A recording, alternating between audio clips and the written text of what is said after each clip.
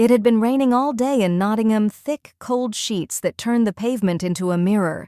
The kind of day where the entire family ends up cooped indoors, stepping on each other's nerves. Sophie, now 20, had moved back home temporarily while finishing a course and job hunting. The return to her old bedroom, her younger brother's noise, and her mum's rules, it all wore on her nerves more than she liked to admit. By 2 p.m., she was curled up on the lounge sofa, hoodie on, mug of cold tea, half forgotten beside her. She was scrolling her phone, trying to tune out the world. That peace didn't last. Charlie stormed into the room, muddy trainers, bright football in hand, and zero self-awareness. "Sophie, move over. It's my turn on telly." "No, it's not," she muttered without looking up. "I'm in the middle of something. Mum said after lunch it's mine." Well, lunch was late. Tough. Charlie didn't argue. He acted. He grabbed the remote off the coffee table and changed the channel, flipping Bake Off to noisy cartoons. Sophie sat up sharply. "Charlie, I'm warning you," he laughed. "You're not the boss of me. Put Bake Off back. Now, make me." She stood up. "I will if I have to."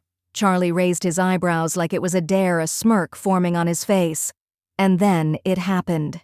In one split-second moment of pure rage, Sophie stepped forward and spat, a sharp, deliberate spit right on her little brother's chest. Charlie's mouth dropped open. The smirk vanished. "You... what? That's filthy." He looked down in horror at the spit on his jumper. "Ew, that's disgusting," he shouted from the top of his lungs. "Mom! Sophie spat on me!" Sophie blinked, regret flickered, but pride kept her quiet. Footsteps thundered from the hallway. Janet appeared, drying her hands on a dish towel, face unreadable. "What did you just say?" Charlie pointed, furious. "She spat on me!" Janet turned to Sophie. "Tell me that's not true." Sophie folded her arms, defensive. "He was being a little... he grabbed the remote. He knows how to push my buttons." Janet's voice was quiet. Too quiet. "Did you spit?" Silence. "Yes, but..." "Upstairs. Now. Mum, I'm not. Now." Sophie clenched her jaw and stomped upstairs, muttering. But inside, she already knew what was coming. 10 minutes later, Janet entered the room. No shouting, no anger, just holding one object, the old paddle from Sophie's teenage years. Smooth wood, long handle, firm discipline. Sophie's eyes widened. "Mum, come on. I'm 20. "Yes, and that's why this is twice as disgraceful." It was just in the heat of the moment. A moment? You spat on an 11-year-old boy. Your brother. He was being horrible. And you responded like a toddler. You want to act like you're above this house, but today you behaved beneath it. She pulled a chair into the center of the room. Over the chair. Now, jeans down. Sophie hesitated, angry, ashamed. "Mum, do not test me." With hot cheeks and reluctant hands, she lowered her jeans and bent over the chair, her fingers trembling against the wood.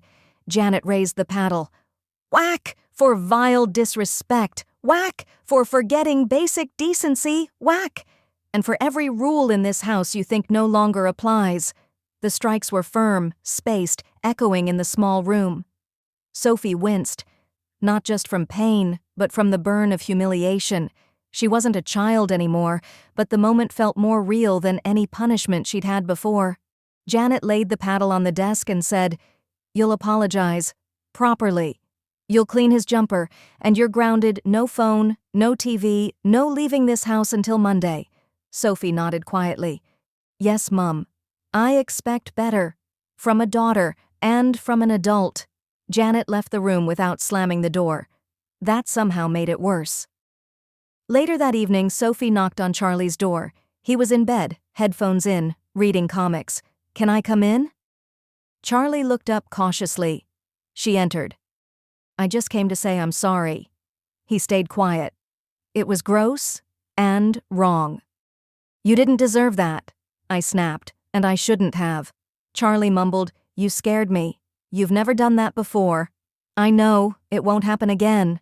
She placed a folded-up comic on his desk, one of his favorites she had secretly bought last week. "Peace offering?" Charlie smiled faintly. "You're still weird." "Yeah. But I'm your weird sister." Spitting might seem childish, but from a grown adult it's worse. It's disrespect, humiliation, and loss of control. In this house, control is learned, and when you forget, discipline doesn't care how old you are.